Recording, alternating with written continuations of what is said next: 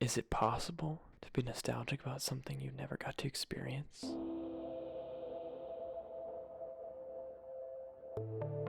The hustle and bustle of carefree humans going about their day. A time when people had hope in tomorrow. When people built upwards towards the sky instead of deeper downwards in the dark. People took the sun for granted right up until the last time it ever set. What actually happened, no one can say for sure. All we know is that Earth used to orbit a sun until the sun was suddenly gone.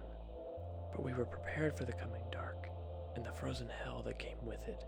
The underground city of Massive was built near heat vents from a giant volcano, drawing warmth and power from the Earth, a true technological feat. Thousands of feet above us, the surface world froze over, and all living things outside our walls perished. Humanity had kept its light alive in an endless space of dark. The old world might be gone, but many relics and memories were left behind. Relics for someone like me to collect.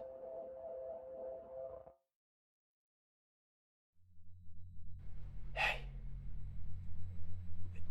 It's me. Wow, you actually found me. I'm sorry I had to meet in such a dump, but this is how things have been for me lately. Yeah, I don't know how they found my last hideout. I've been there for 2 years. Fine. Nobody in or out that I didn't approve.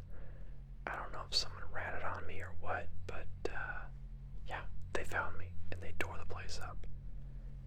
Swept all my stuff clean, and basically it's all gone, except for the stuff I was able to grab before it was too late. Yeah, not a good time. But it feels good that things have cooled down a little bit. I'm able to kind of start a business again, even if it's on the run. So, I imagine you've got stuff for me. Otherwise, you wouldn't have tried so hard to get in contact with me. Alright, well, let's see what you got. What is this? It's a full-on box. Interesting. What is it? Oh, you got two options here. You've got A or B. That's the most fascinating part about ancient human artifacts is everything was just so simple back then. It was like you have two options, A or B. The people back then were just so simple-minded, and I don't necessarily mean that in a bad way. You know, they didn't really have any real big problems. It wasn't like now where, you know, there's the constant fear that the generators are going to give out, and we're just going to suffocate and freeze at the same time until we're all dead, and then that's the last of humanity. But back then it was like, I don't know, what am I going to wear? I don't know, what am I going to do, A or B? Like, you know, different times. But, yeah, how much do you want for this thing? Not exactly sure what it's used for, but that is for me to find out. What's that? You don't want money, you want answers. Answers to what, my friend? Now, before you say anything, think very carefully about what you're about to do. I know I seem like some sort of trustworthy, happy-go-lucky kind of guy, but keep in mind, I am still a wanted criminal. The overseers and the constants, they're after me at all times, okay? Because of what I know, because of the secrets that I possess, and all the knowledge of this ancient history that they try so desperately to hide from everyone. They're after me for a reason.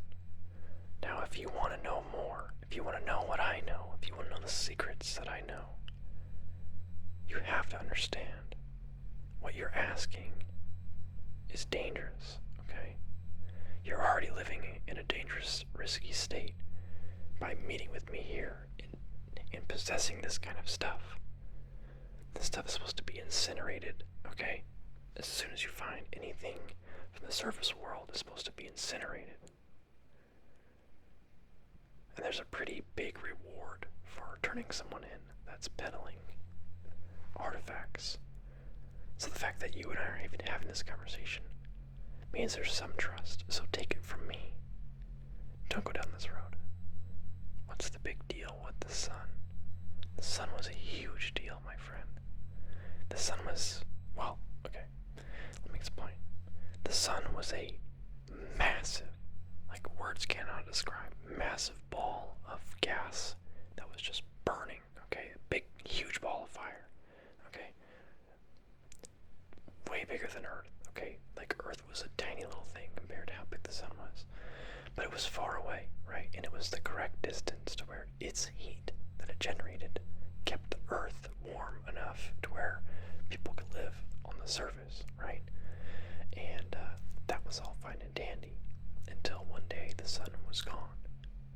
Okay, look, I know, obviously that's the next question is what happened to the sun, but you're now wandering into some dangerous waters. This is the kind of stuff that we're not supposed to talk about. Anything dealing with what's going on out there, or what happened, or anything surface world related is no-go, okay? Look, you think you can just buy me with this? What is this? Interesting. Okay, I'll tell you a little bit more, because this is actually something I want. I haven't seen one of these in a long time. I had one similar to it in my old collection. My old collection that has now been most likely incinerated. So they used to use these to, it's a little bit silly, but they used to use these to basically pierce their ears. They used to cut holes, just tiny little holes in their ears and over their face and wherever they could. I guess there was really no limits where people would get these piercings, and they would hang ornaments or whatever you want from it, from those holes, to, I don't know, enhance their physical appearance, I guess. Like I said, it's very, very different times. Like, that was a big concern. You think that, like, why would you cut holes in your own body to put little shiny things in it? You know, for what? So people think you're more attractive. Like, what a weird time to be alive. But that's why it's so fascinating to me, is because things were just so different. To think someone actually would do that. Way different problems back then. Wild, huh? Okay, look, I get it. I do want this. I'm going to tell you a little bit more because I want you to get the appropriate payment in exchange for this. Okay, what happened to the sun? Look, anyone that knew the 100% absolute truth is long dead, okay? Generations ago. But stories, eyewitness accounts, had to have passed down, okay? Any information that's out there is very hard to verify if it's true or not, because we don't know if the source was actually someone that actually knew, or if someone has started a fake rumor at some point, or what. Now, that being said, I'm going to tell you what the leading theories are, based on rumors and hearsay. So if you were to ask one of the constants, what happened, for instance, which is a stupid thing to do, don't ask around that kind of question, but the kind of official, approved answer is that the sun exploded, or imploded, depending on who you ask. And sure, that makes sense, I guess. That's the reason why the sun would be gone. But if you're me, and you have access to the right books, long-lost knowledge about science and physics, you'll know that if the sun was to explode or implode or anything was to happen to it that would make it basically dissipate, it would be so much that it would actually cause the earth to be destroyed in the process, either scorched over or actually just blown up in the process, melted, who knows, what have you, just pick one. Wouldn't have worked. Okay, there's no way the sun actually exploded.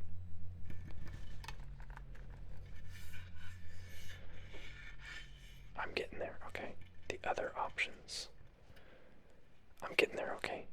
The other possibilities. Another possibility is that a black hole or something basically pulled either it away from us or us away from it. The point that we basically just went off in the different directions, causing its heat to leave us and it to join the rest of the stars as a distant away, non-helpful gas giant. But I don't like either of those. Like, a kid could have made that up, right? One of the rumors that I've heard from two different accounts, once again completely unverifiable, is that on a day just like any other, a big shroud appeared in the sky and moved over the skyline until it eclipsed the sun, blocking it from the earth. And it grew and grew and grew until it blocked the sun from earth, causing earth to fall into darkness. And ever since then, the sun's either gone or just blocked from us. And just like that, the world is in darkness. Now, in that case, did the sun get, like, consumed? Because it couldn't just be that the world went dark because it's just blocked. Like, that we wouldn't have delved into the deep parts of the earth to survive the cold if it was just like, oh, something's in front of the sun. It had to have actually, like, done something to the sun, right? But you're right, I've said probably too much already. There's a lot of theories going around, but that one I've heard two similar stories, basically mentioning the dark shroud-like entity that covered the sun. I will be taking this. Thank you for your time. Alright, that's probably gonna... Okay, you got more. Okay, alright. No guarantees I'm gonna want this one, alright? Okay, what is this? What is this? Where did you find it? Banana slicer.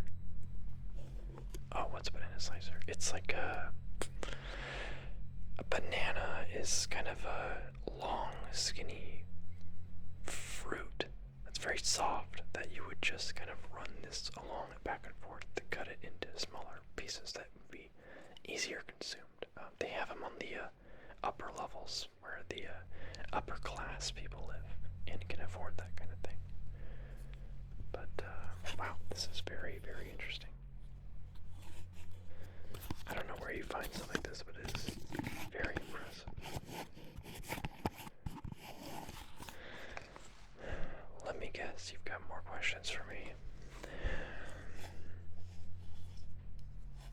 Of course. Okay, alright, that's one I feel like I can answer because it's not as harmful as the last one. How did we all get down here? Okay, well, generations ago when this all happened, once again, this is all hearsay. This is just the secrets I pick up.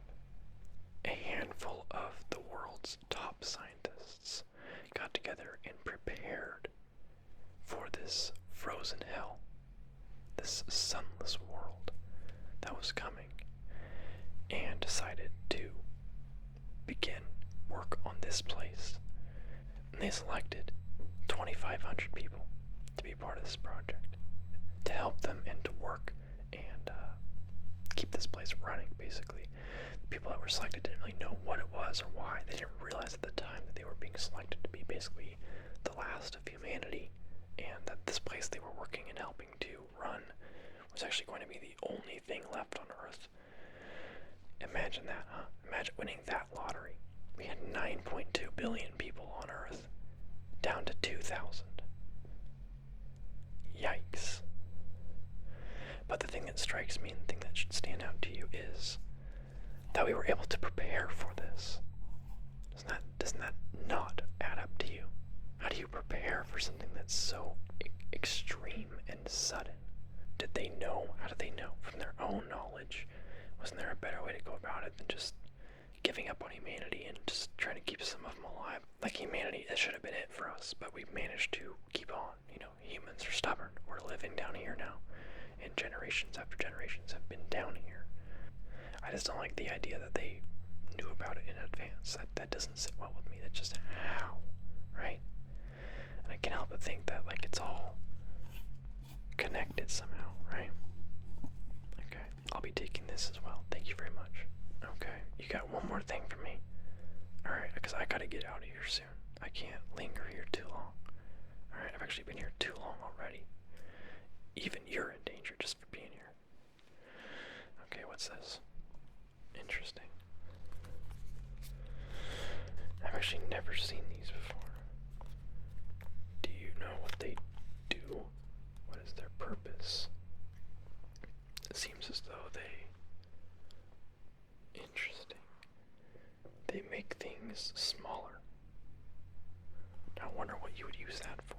You know, you think, oh wow, that over there is way too big. I can't handle the size of that thing. And then you go, ah, manageable.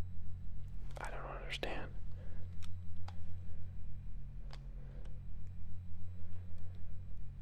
Well, definitely interesting. Okay, this is your last question. Okay, I'm zipping up after this. I'm not messing around. This is for your own good. Okay. Who's running this place? Well, that's a tricky question. Okay. It's a handful of people called the overseers, right? You're familiar with that.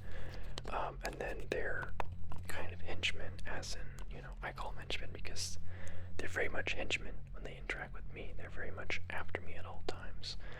They're called the Constants. That's basically their police force, if you will, that kind of keeps everyone in check.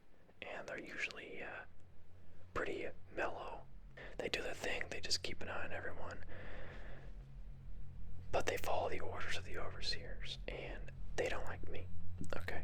I'm over here asking questions, learning a lot. They know I know a lot. They know I know lots of their secrets. And look at me just handing them out to people for exchange from contraband. That's why I'm so dangerous to them. So, their little constants are after me at all times. And I'm just a little bit too far ahead. They're very slippery and slimy about what they do. Very indirect. They just make sure everyone knows their place here, their job, their role, and that everything runs smoothly, and that I don't get to do my thing is also probably top of their to-do list. So I'm gonna take these as well. Thank you. Look, I appreciate you meeting me here. Just let's not do this again for a little while, okay? Oh, hold on a second. Hello, yes. I found something. Okay, I'm on it. I'll be right there. Okay, I gotta go. Okay, something just happened. I gotta go.